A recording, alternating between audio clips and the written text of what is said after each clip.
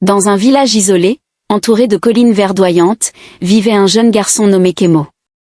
Depuis sa naissance, Kémo était différent, il ne parlait pas.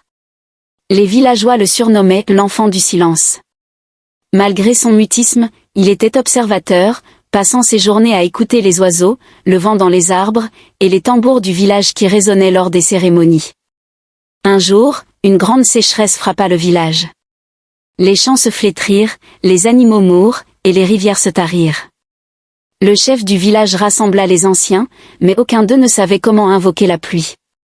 Pendant ce temps, Kémo, comme à son habitude, écoutait en silence.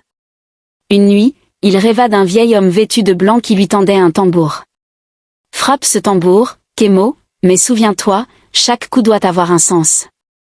Sinon, il restera muet, comme toi. » Au réveil, Kémo a trouvé un vieux tambour au pied de son allumé, semblable à celui de son rêve. Il l'emporta au milieu du village. Les habitants, intrigués, le suivirent. Kémo frappa une fois. Un son profond résonna, comme un appel. Les nuages commencent à se rassembler. Il frappa une deuxième fois, cette fois pour honorer les ancêtres. Un vent frais balaya le village. À la troisième frappe, une pluie abondante commença à tomber, arrosant les terres desséchées.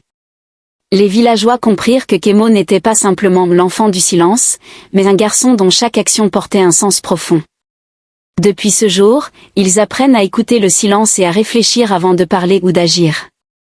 Kémo, devenu un symbole de sagesse, enseigne au village que parfois, le silence peut être plus puissant que 1000 mots. Cette histoire nous rappelle l'importance de la réflexion avant l'action et du respect pour les choses simples mais essentielles. Parfois, ce qui est considéré comme une faiblesse peut devenir une grande force.